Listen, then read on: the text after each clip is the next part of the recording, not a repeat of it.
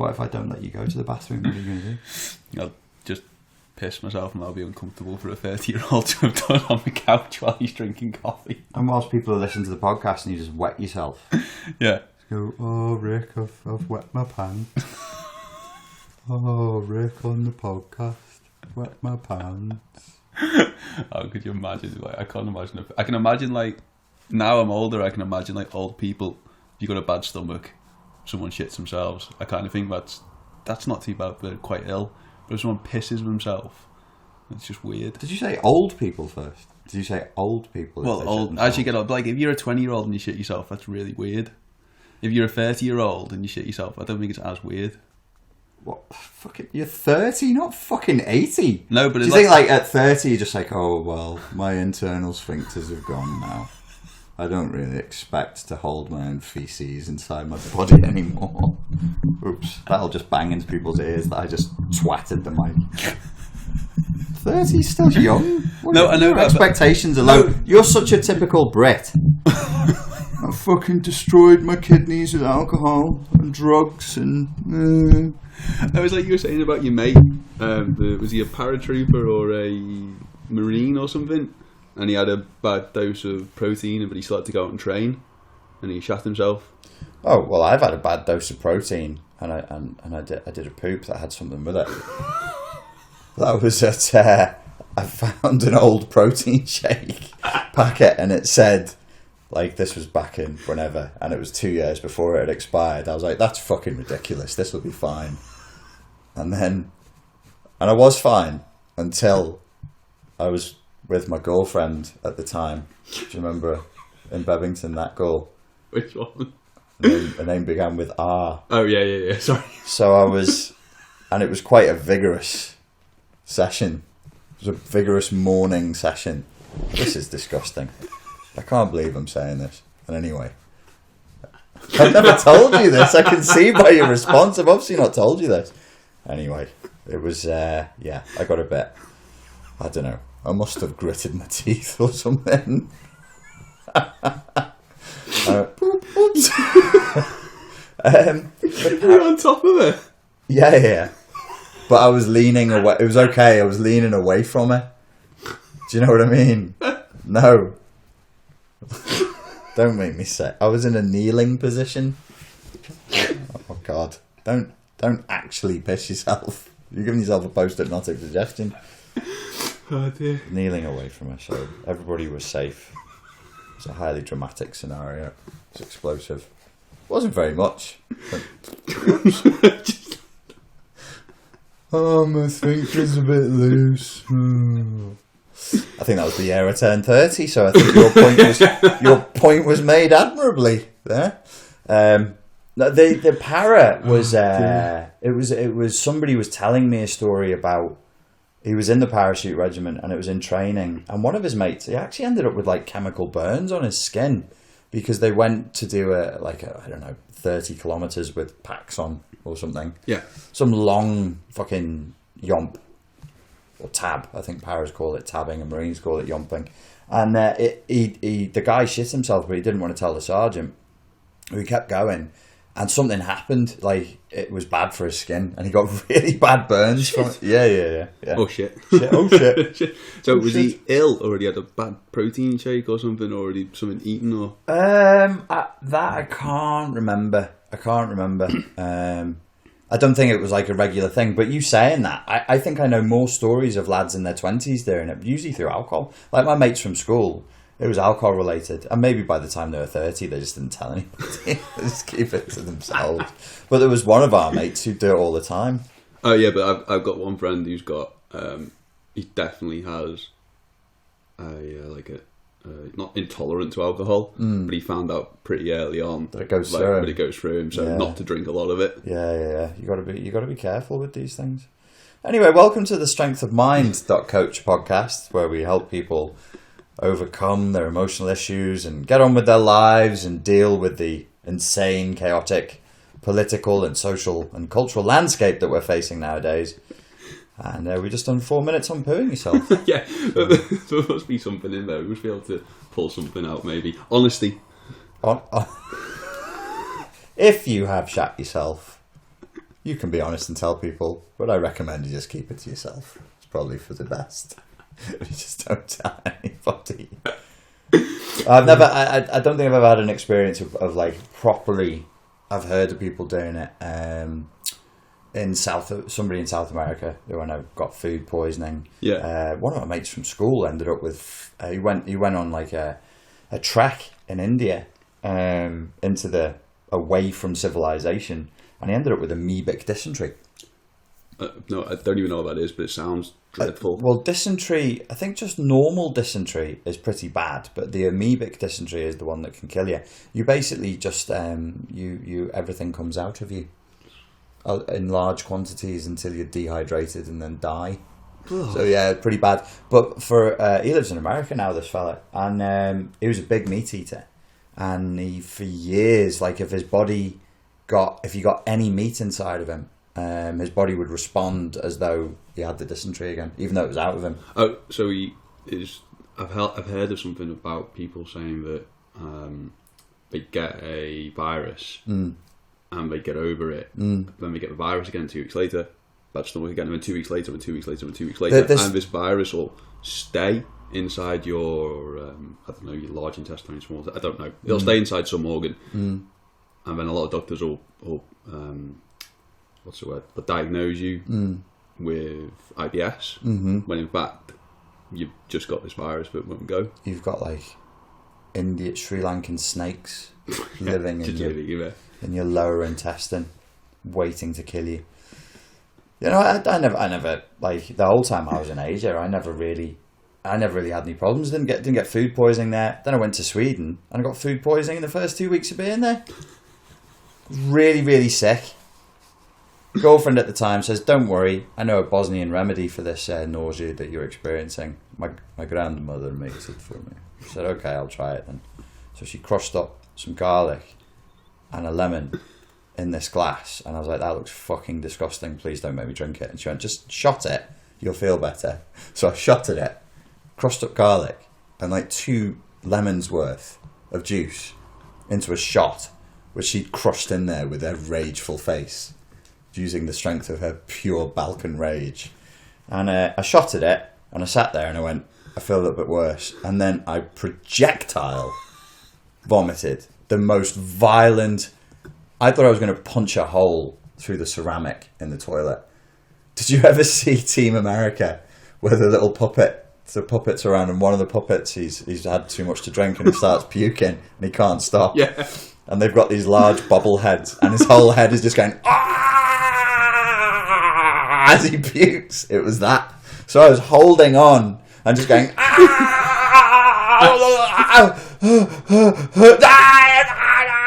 and my body couldn't get it out fast enough or hard enough.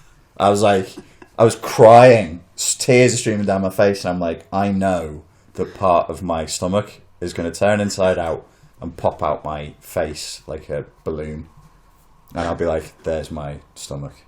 Take me to hospital." Just sat sat there looking at me, going, "Well, you don't need me anymore." Maybe that's the point to the remedy, though. You just get everything out of you, and the virus comes out as well. Yeah, that'd be right. The fucking Balkan medicine is, you feel bad inside. Here is something to make you feel 10 times worse. You swallow this gunpowder, and then pull pin on grenades. Now you have different problems. Stop complaining, yes? Yeah, now you've got fucking something to whinge about, you bastard. Now you've got something. Yeah, this is why they're tough people, the people of the Balkans, because they grow up with strange remedies. They still do things like, in Chinese medicine, if you get a bruise or something, they'll rub an egg on it, or they'll bind a banana to the bruise. Did Gran ever rub butter on your head if you bumped it? No. Did she do that to you? Well, yeah. Do you want to talk about it, mate? I remember doing it to Anna first. Anna must have banged her head. I think it was on a table. Remember that old big table we had behind the? Yeah. I think Anna banged her head on there. She rubbed butter. Gran just rubbed butter on her head. Maybe she'd lost it by then. Well, she was like, "This Germaline's a bit greasy." So that's not Anna's head. That's the dog's head. Leave him alone. Yeah, no. They use strange. They have strange mystic beliefs, and a lot of them they're the same as Chinese medicine, just by coincidence. I just can't believe how brainwashed someone could be to think that ingesting rhino horn is going to make them more fertile. Like, how have they got rhino horn equals more fertile? Like, where? Oh, is that a Chinese medicine thing? Yeah, no. Chinese medicine is a whole other thing. It's a whole other kettle of fish. Remember, I was talking to you about the ghost playgrounds in Hong Kong on top of the skyscrapers, where they made like a little playground for the dead children's spirits. Oh, yeah. I checked with my mate when he came over. He said it was nearly true, but not quite. It was on top of a bank that they did that. I also said they carry around coffins with dead babies' souls in them. They don't carry them around. They just have them at home. I was like, oh, big difference. Big fucking difference. And what does that do? He was like, oh, well, they believe it gives them luck. They believe it, makes them more prosperous. How do we know the soul's in there? Dude, don't fucking ask me. I don't know, do I? Jesus. I mean, even when it came to martial arts, even when I was into all that stuff, Chinese medicine just went right over my head. I was like, I don't understand this. But I can't remember the terminology, but I feel like I could go back to 400, 500 years and go, this will cure your illness, give me money. They're not going to ask why or how. I've just told them. So it kind of feels like that with Eastern medicine. This will cure you of this. That's a placebo effect. And they just believe it. Why do they just believe it? Oh, right, okay, yeah, it must do. Oh, I don't know. I mean, like, there's still like full on magic practice in Chinese culture. I know some of my mates. Well, not my mates in London. Like all my mates in London, most of my friends in London are Chinese. They themselves don't believe in it, but they have families who'll do things like, I don't know, what one story was something like cancer had turned up 3 times in one family, and they went to the Chinese doctor, but it was beyond. It was like spiritual doctor, and he was like, "Oh, a ghost is chasing you. We need to release 7 really expensive carps into a river in order to release the." And there was a lot of that. There was a lot of that going on. How does he know that? Do we not just go, how, who, how, why? Why will this cure it? I don't know. I suppose, like, if you're going to live inside that matrix, inside that world, you can't come out of it because you'll break it. And it worked for them. And it does work a lot of the time. Yeah, if you go for I don't know anybody who went for acupuncture who doesn't walk away from it going, yeah, that definitely worked. But acupuncture's got actual scientific basis now, doesn't it? They proved it does work.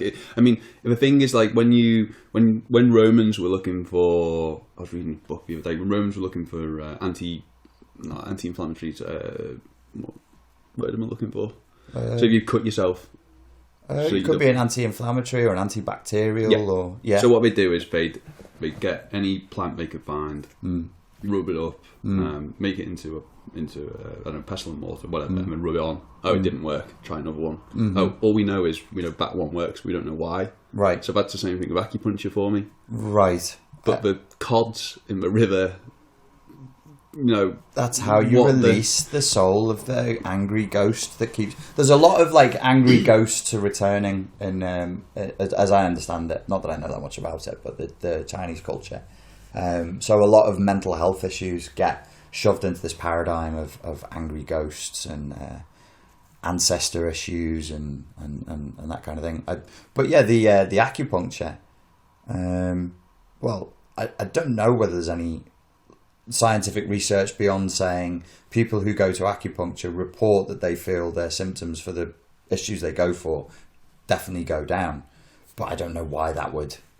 You'd have to believe, like, in the Chinese medicine view of reality, there are energy lines along the body that affect different issues like depression or sleeplessness, and stimulating them with a needle affects those energy lines in a way that clears them and means that you can sleep better and not feel depressed.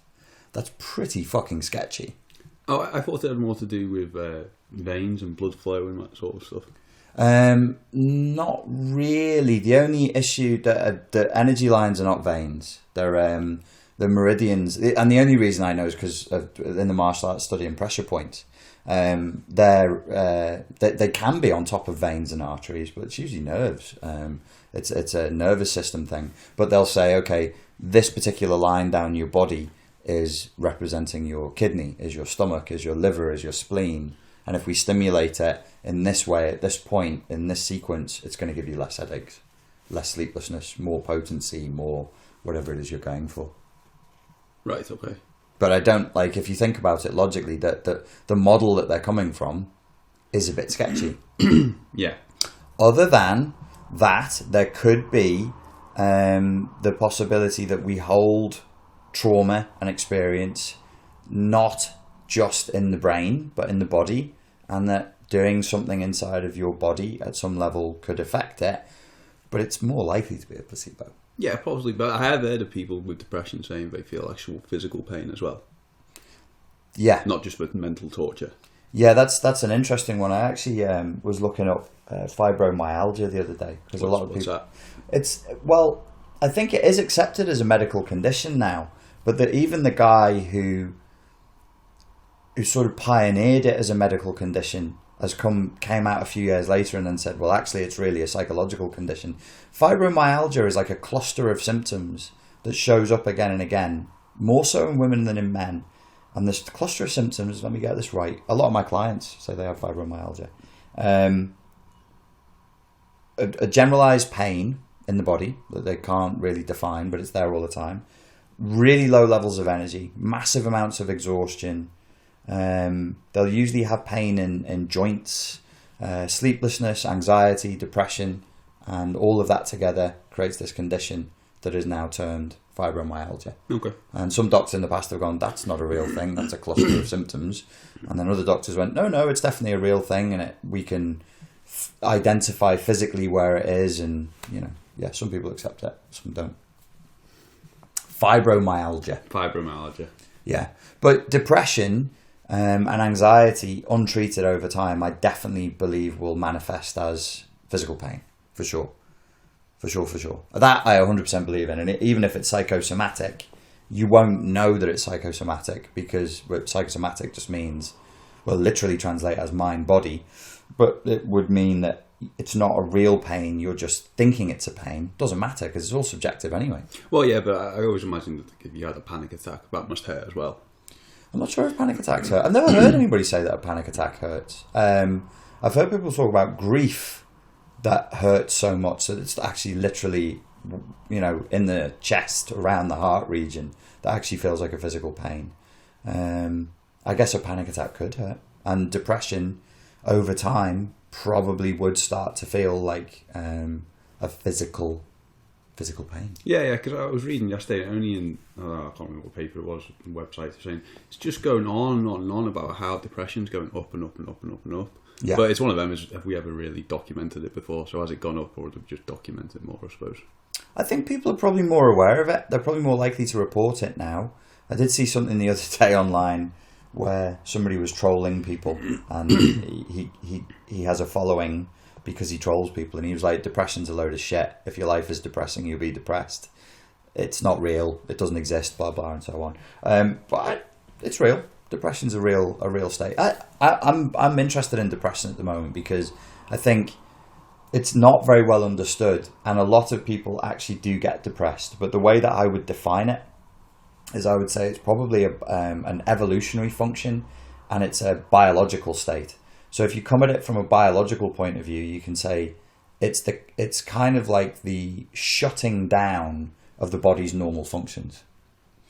Where this would have a usefulness in terms of survival, evolutionary, is if you're a snow leopard and you get a sore paw, you should stop hunting for a few days or a few weeks until your sore paw recovers. Because if you keep hunting on it, you'll get infected and you might die. So it will stop you, and it forces you to heal when you're hurt. Mm-hmm. If you don't heal the hurt, whether it be physical or emotional, you just stay depressed.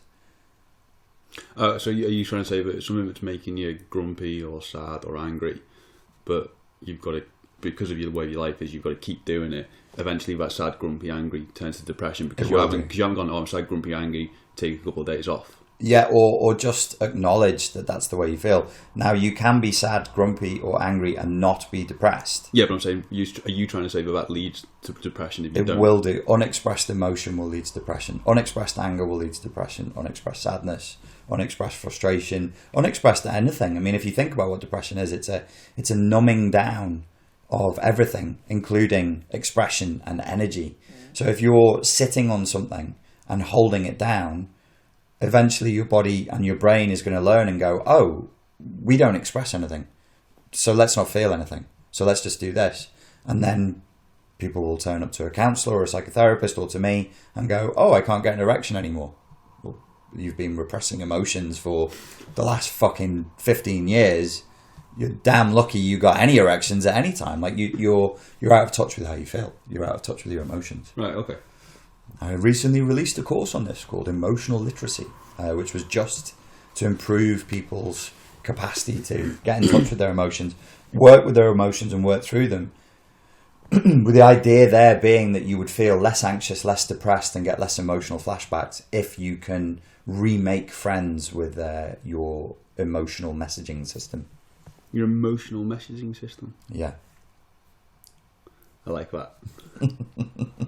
So your emotions are there to lead you towards pleasure and away from pain. They're there to lead you towards the things that are going to cause you to thrive and feel good, and away from the things that are going to cause you to feel imprisoned and not happy.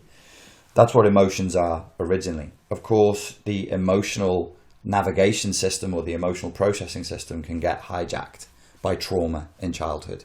So if you fuck up a child's capacity to feel their own feelings, then they sort of lose touch with this inner navigation system, and then their whole sense of self becomes corrupted and damaged, and their whole capacity to be intuitive gets corrupted and damaged. Yeah, because I was reading another thing. I can't remember. It wasn't about depression, but it was more sort of saying that it was asking the question: can people actually choose to not be sad? Can we choose to not be happy? Can we choose to not be angry, or choose to be these emotions and then become those emotions? Where were you reading this? I'm sure it was the New Statesman or the New... Oh, okay.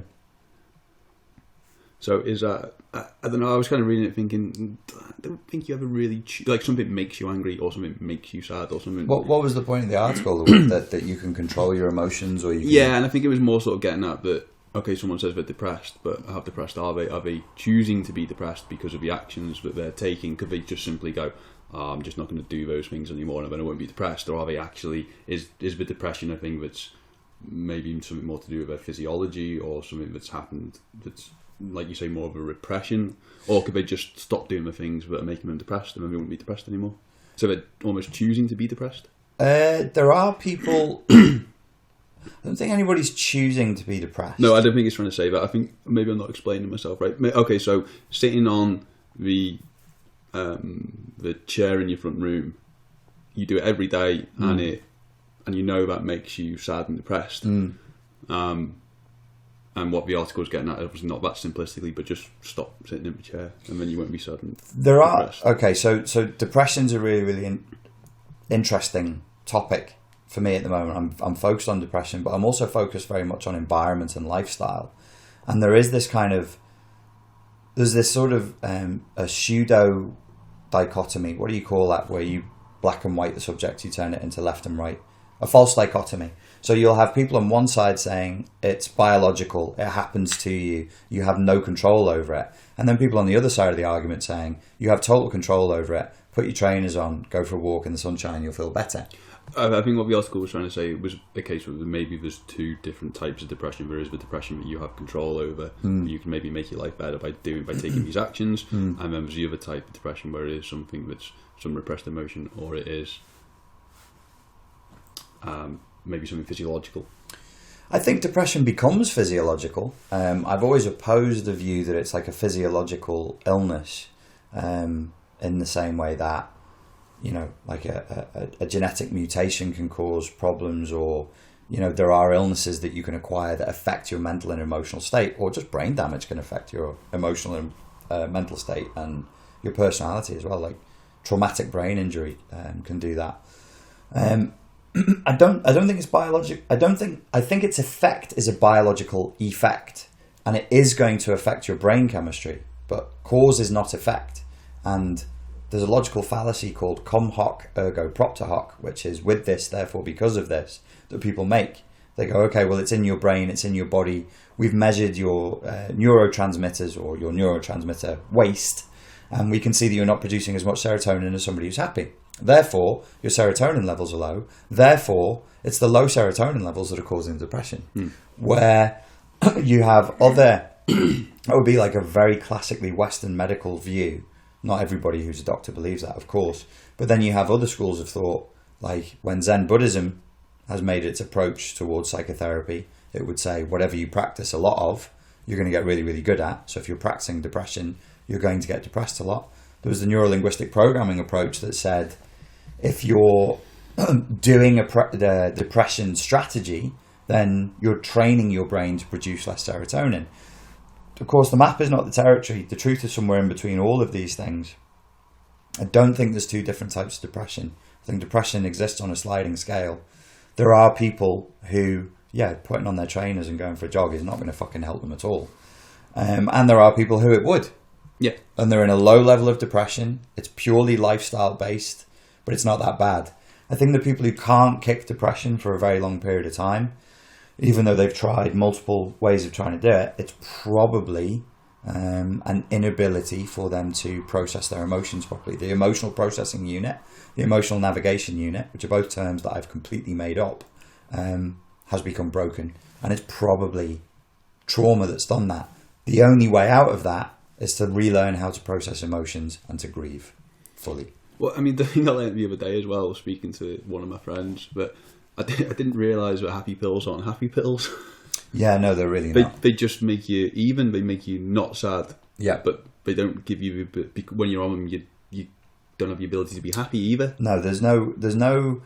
People who are on antidepressants don't usually report like strong feelings of euphoria or joy or like, oh, my life is wonderful now. They usually report feeling numb, but that is the nature of the of the pharmaceuticals that are behind antidepressants. That's just the function of what they do. I don't understand how they've come into vernacular as happy pills, though. Because I always thought they did something to increase, I don't know, what did you just say, serotonin or endorphins? Yeah. Or no, they don't. It's they're serotonin reuptake inhibitors usually, and I think the purpose is to stop you from feeling plunging levels of sadness, of the total bleakness, by controlling your brain chemistry. It's pretty brutal. It's pretty savage. It's a very mechanistic approach to a much more nuanced and systemic problem. Can I say something as a feminist? Yeah, sure. What, second or third or first wave? Which one? When I studied feminism, that's a good way to start a sentence. When I learned about feminism, right, Wow. I thought it was fucking great. I was like, tell us about the social constructionism. They said, obviously, one of the things that they'll do is they'll deconstruct the way we normally see things. And one of the thing that I liked about the version of feminism that I was taught was that it challenges everything, deconstructs it, and starts to look at the implicit assumptions and everything.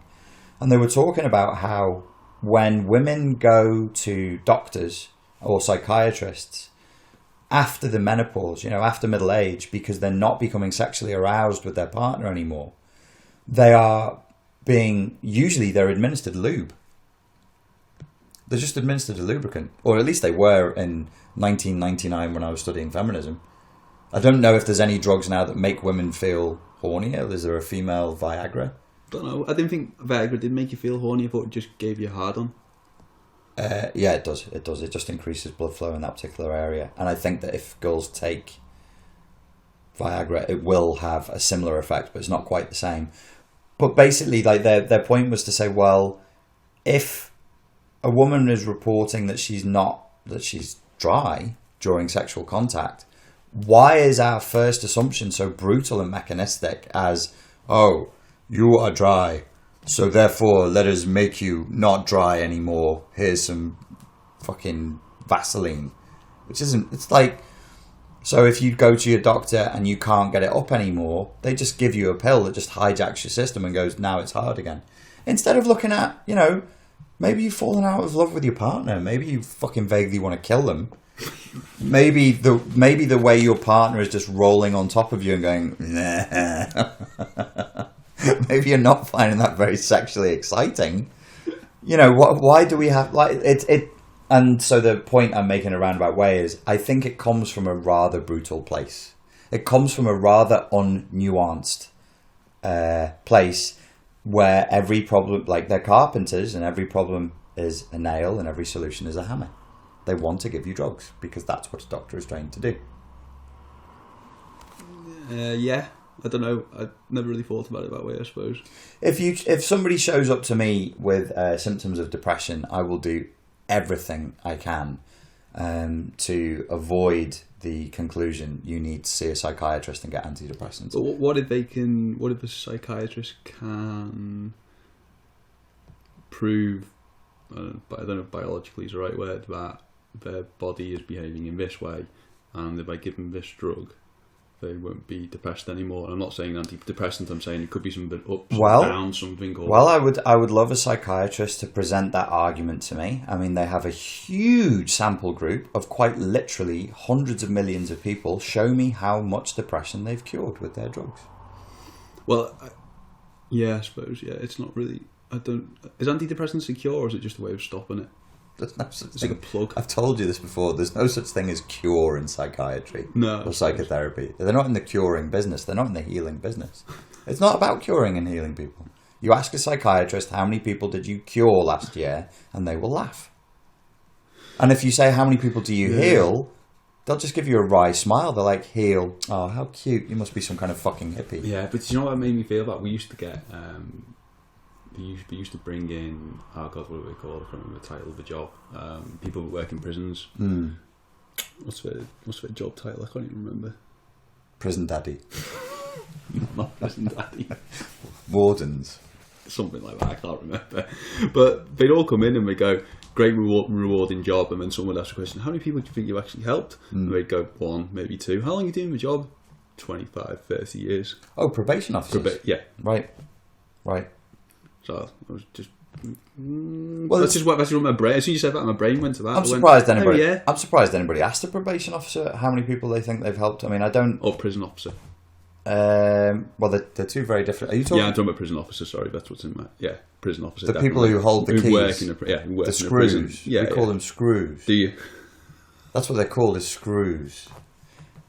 What the fuck are they asking prison officers how many people... They're not there to help people. Oh, I suppose it must be part of the job, mustn't it? No. Maybe in some idealistic prison system with like a really switched on warden, or maybe in Scandinavia it is, but I don't even know if prison officers... I can ask. I know a guy who was a prison officer for years. I'll ask him on Facebook later. Did you ever go to a seminar where you were trained to rehabilitate the prisoners? I mean, they've got so much other stuff to do. I don't think that they consider that their job is rehabilitation. No, I don't suppose we do, but I think that maybe, well, I presume with wanting to get people educated, and the majority of people saying, no, I don't want to do that, or no, I don't want to let you help me. Maybe you do get 1 or 2 people that do partake. Of what? Of education? Yeah, in prison. I'm not saying that's a bad example, but anything there to help them try and stop them reoffending. Or making their life better when we get outside. I don't think you understand what prison is, Will. I think you live in a fucking bubble of liberal fantasyness. What do you think? You go to prison and people are just there going, "Would you like a degree? No, I know. Would you like to become a personal trainer? Yeah. Would you like to visit the library? Yeah, there are prisons like that in Norway. I saw one in Spain, and Spain has prisons like that. But I don't think our prison system is there going, "Hey boys, what would you like to learn today?" It's still a punishment here, but I think if they're willing to partake, they will let them.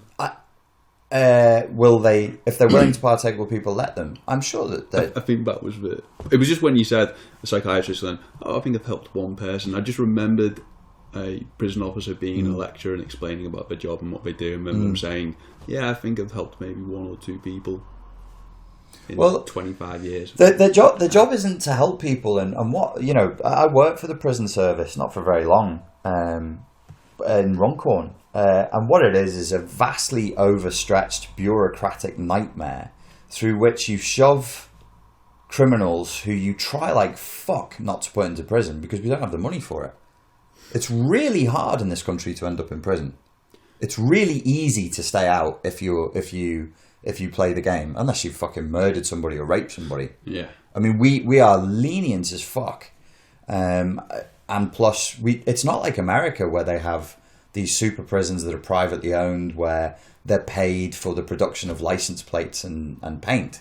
Yeah. Where they have enforced slavery. So our system is like it's shuffling people through and just trying to get them out while spending as little money as we can. Yeah, but what we have proved as well is that since prison systems began is that they don't work. Because if they did work, no one would commit any crime. Yeah, but that presumes that the purpose of a prison system is to stop recidivism. Well, that is its original purpose, isn't it? If you do this, you will go here, and going here is really bad. I'm not sure historically that that's how prisons developed. I think it's actually a byproduct. A prison was a place where you held people whilst you chose whether to send them to be enslaved in the Americas, hang them, cut one of their fucking hands off, or burn the word F on their forehead. For F for felon. That's what we used to do here.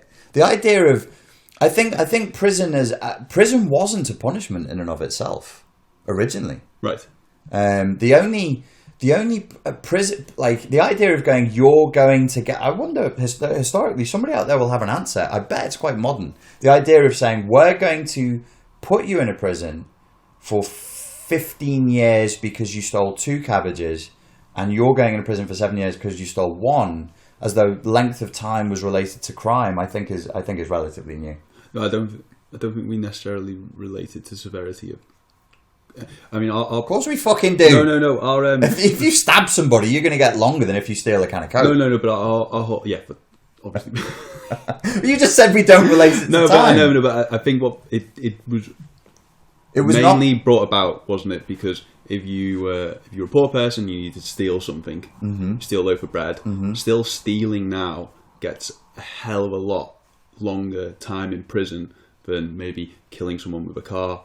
What do you mean? Stealing gets you a longer time in prison than killing somebody with a car? So if you break into a house, and you rob a house and you're caught, you'll get a longer prison sentence than someone who's committed some type of No.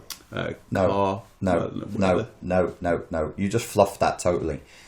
If you said if you steal something versus killing someone, you will get far longer for killing somebody than stealing something. You won't get you right now can steal, like, I don't want to, like, you can steal anything right now. Literally name the most expensive thing you can think of. You will not see the inside of a jail cell. You will see the inside of a courtroom. You will be in trouble. Oh, you'll see the inside of a jail cell when they arrest you. You will not get a custodial sentence on your first offence for stealing something. Guaranteed.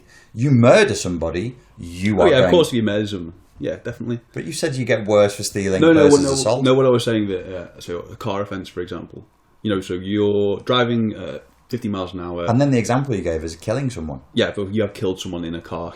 Or it's something you've done has resulted in. Killing is the wrong term. Wait, I want you to understand and be very, very clear that if you kill somebody in a car, if it's an accident, you're going to get less time than if you stab somebody in a bar or a brawl. Yeah. Of course. But if you kill somebody in a car, you're going to jail for way longer than if you steal. Yeah, killing is the wrong word. Someone ending up dead, I suppose, would be a better way to put it. Manslaughter, still the same. Absolutely. You should get at least 5 years for manslaughter through misuse of a car. Whereas for stealing something, I mean, as I say, for a first offence, I would be really surprised if they gave you a custodial sentence, especially if you cough for it and you just go, yeah, I did. Like, what can we steal? Let's think of something to steal. It's really, like, imagine we go to a Ferrari dealership and nick 400 grand's worth of Ferrari, and then we get caught and go, yeah, we totally fucking stole that. Right, okay. We won't go to jail. We will be in trouble. We'll get community service, but you won't fucking go to a big man jail. Maybe I've been sold a pack of lies. I think you were very confused about this subject. Yeah. No, because the way we were taught it was a case of it. If you look at the way the legal system was written, it started to protect rich people. That was the main point in it, protect rich people. And at the time, so if you look at Shakespeare plays, for example, part of fashion was your place to hold your dagger, place to hold your pistol. And as you got richer, your part of a fashion would be to hold a more expensive pistol, but a working pistol. And it was all defence against poor people. So that, as it was explained to me, that's how our legal system sort of grew out of that. Yes, it did, but and I thought that I knew we weren't seeing that completely now, but I thought there was still some remnants of that. There are explained to me. There are remnants of it. I'll tell you what they are. But the one thing I need to go back to is you said breaking into a house. If you break into a house, if people are in there, that will be regarded as a much more serious crime than just taking a car off the driveway. So if somebody's in a house, if at that point you threaten somebody in the house or tie them up, you can start to be looking at life in this country. If they can prove that, many people have done it and have not gotten life, of course, because the legal system is a sack of shit. But technically, like, if they can prove that and here's the things that you'll get punished for. If you act like the police, you will be punished very, very severely. So if you arrest somebody, if you kidnap somebody, if you punish somebody, so not if you arrest them, if you kidnap, hold them against their will, if you punish them for a crime that they've committed, or basically if you act like a vigilante, they'll chuck the fucking book at you. That's where so they protect themselves. Yeah. The protection of rich people, there isn't like a disparity now on paper, but we know that rich people will do way less jail time than poor people do. Yeah. And that's not just America. It's not just South Africa. It's here as well. I mean, look at fucking Oscar Pistorius, a fucking multi-millionaire white man who's a fucking Olympic gold medalist, has an argument with his girlfriend. She runs into the fucking toilet to have a cry, and he shoots her through the fucking door and says, "I thought that was an intruder." Yeah. And it floats. It flies. Or it did the first time round. Well, yeah, it did. It floated the first time round. So we know that, but on paper it doesn't work like that. The second thing that they'll protect with vehemence is institutions. So if you rob a post office or a bank at gunpoint, or if you are caught forging money, you will be in a lot of trouble, and it will be disproportionate to the other crimes that you can do. And that's what I thought. That's what I was trying to get at, that sort of idea that it was bred out of that. And I just thought that disproportionality still existed in some. The disproportionality exists with any attack on an institution. If you are caught, for example, robbing a post office at gunpoint, yes, you will. And they'll chuck the book at you, and you will go to the big man jail with big men. But you'll be considered a nutter. Like, somebody who robs post offices at gunpoint is considered a, Well, yeah, you'd have to be pretty crazy, wouldn't you? Some of my mates have done it. No. Anyway, but yeah, no. The as you say, the justice system doesn't really work. I mean, it can't. It's kind of doomed to failure because, I don't know. Read some Kafka. That'll sort you out. Bit of Kafka. You can't individualize in the same way that psychology and psychotherapy tries to individualize societal problems. As soon as you try and do that, you're going to get a completely ineffective system that isn't going to work for you. So yeah, there isn't. You're going to get problems if you start to individualize societal issues, and if you punish people ferociously for it. That is something that they found. All the research indicates the more savagely you try and punish people, the more likely they are to push back and to reoffend.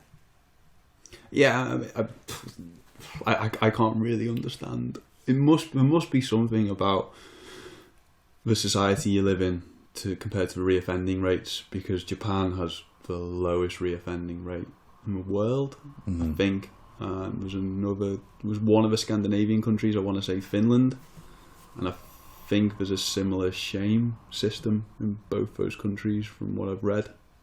I think, but I could be talking out my ass there. Yeah, I wouldn't want to say. I really, really wouldn't want to say because, I mean, Japan is such a it's probably the most foreign place on earth to us.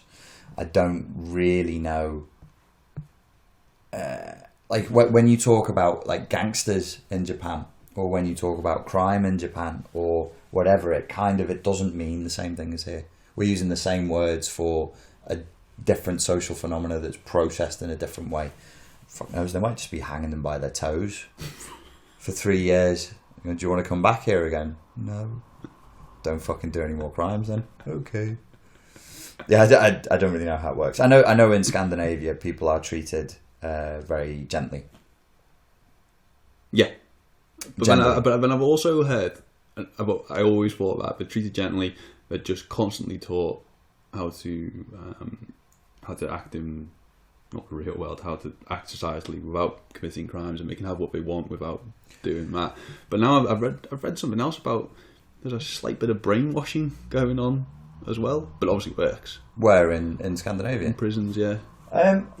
We said this in another podcast where you were talking about tax and socialism and saying, would I accept having less money or having more of my money taken off me so that more people could have more things?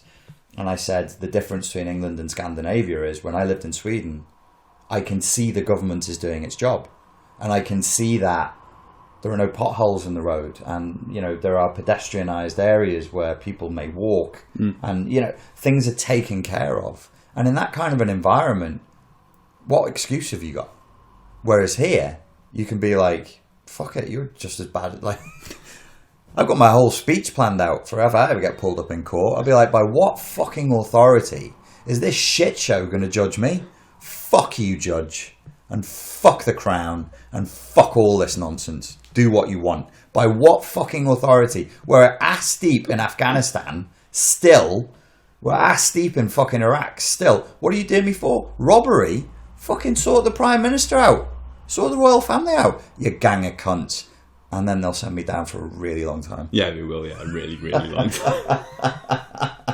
So I probably won't say it. I'll be like, yeah, thanks very much, and wait for my sentencing, and then just release it as an angry blog article. I'll quietly do a YouTube video about it in some corner of the internet. But no, I mean, it is different where, like when I used to work in the schools and I'd say, hey kids, invest in the system, don't take drugs and smoke weed and make up rap songs on street corners at night.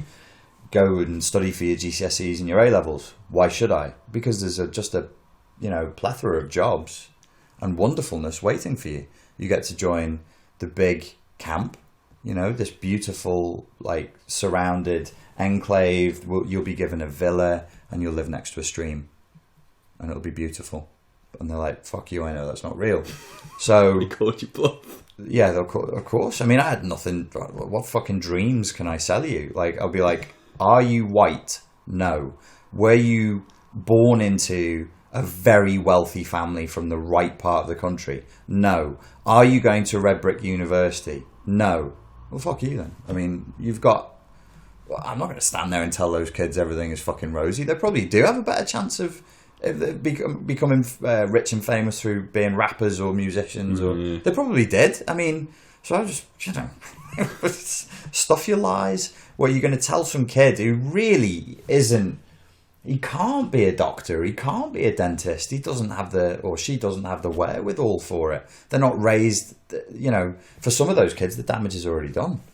Yeah, it does seem like the system's rigged sometimes, doesn't it? Well, like, look at the Oxbridge set, in Parliament, and you just think, these people just almost... I don't like to use the word bred, but it's almost like they're born and that's just what they were going to do. Yeah, and it really helps. And if you go to a school that tells you, this is what you're going to do, and your parents are on side, and the environment is on side, and your friend Timothy and Quentin and Frederick are all doing the same thing, and that's who you're competing with. Yeah, you're damn right it helps. I mean, look at the education I got. I got a good education from really depressed, socially anxious old dudes, but a lot of them were Oxford, Cambridge, some were Warwick, some were Bristol, but they were proper, like, real world intellectuals in their own right. I was just lucky. Yeah. or my parents just decided I was a bit thicker than my sister, and they were like, fucking hell, he needs a boost. Give him a fucking boost. Give him a hand. And at the time, I was like, this is all bullshit. And for years, I thought it was nonsense. But now that I'm older and I look around at my peers, I'm like, yeah, I probably do know a little bit more than they do. And I don't think I'm smarter than they are, but the education has kicked in. You got lucky. A little bit. I'm smart as well, but not that smart. Yeah. Not that smart. It does help. And I'm white. What? It helps. I mean, there's no fucking doubt there are advantages to whiteness. What do you want from me? I didn't say it's. I'm not saying I'm white. Haha. Fuck everybody else. This is great. But like Louis C.K. said, you know, it's definitely better to be white. It's undeniably better to be white for now until the race war. And then they're going to hold us down and fuck us in the ass for 1,000 years, and we'll deserve it because our time will be over. That'll be that. But no, I mean, it does help, but it's not an excuse. I don't want people to absorb that as some sort of victim narrative and go, well, I wasn't raised into, I mean, I wasn't not into a wealthy family. I just got lucky in that the schools that I managed to get into at a slightly discounted price for whatever reason, you know, it helped. It definitely fucking helped. Yeah, of course it would. But not in the way, anyway. But people shouldn't use that as a victim narrative, like, oh, I didn't get those opportunities, so I'm fucked, I can't do anything. And at the end of the day, as you know, I work really fucking hard, and I have done for years. I've never not just worked. Yeah. And instead, I might have enjoyed making up rap songs on street corners a bit more and smoking weed, and yeah. I just wasn't doing that. At age 15, 16, I was working my arse off because I had psychotic, intellectual, socially anxious, depressed men chasing me around going, Grannon! Do your fucking homework! I was like, it's the 90s, you're not allowed to hit us anymore. Silence! Idiot! And then they'd make you play rugby. Yeah, they forced me to play rugby, and if I didn't do it, they'd stand me out. One guy stood me out for 8 hours. Do you know what stood me out mean? Fucking hell. Here's a punishment for you. Just stand still and face the wall. I got made to stand still and face the wall for 8 hours on a Saturday.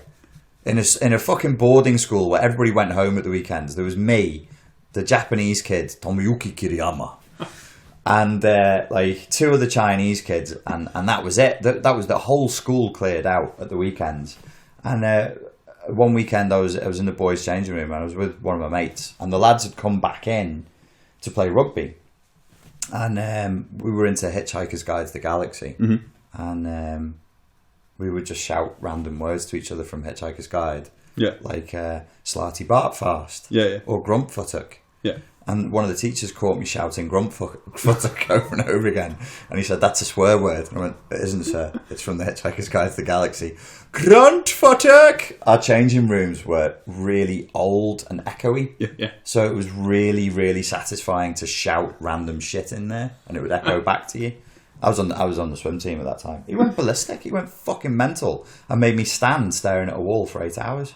Did he just forget about you? When he went, oh shit, my kid's still there. I think he forgot about me because my housemaster, who was an absolute beast, who was always beasting me, Jeff Bisson, who we were all terrified of, he found me and he was like, Grannon, why you stood there on a Saturday afternoon? I think he felt a bit sorry for me. I was like, oh, I got stood out, sir, for saying the word Gruntfuttock. And he went, did you? And then he stormed off to some other part of this old English boarding school building where there's all like creaky floor, but it's a proper haunted house, spooky fucking place. And I could hear fucking violent yelling from the other side of the building. And then he came back and he went, it's time for you to go back to your dorm. And that was it. I wasn't being stood out anymore because my Jeff Bisson had fucking torn the fucking arsehole out of some other teacher for forgetting about me. The guy he was teaching like rugby or hockey, and I think they'd actually he'd stood me out. He'd gone to another school, played a game, come back and just forgotten I was there. It was better than being raped in the mouth. True. Which was the usual for a Saturday afternoon. At the boarding school.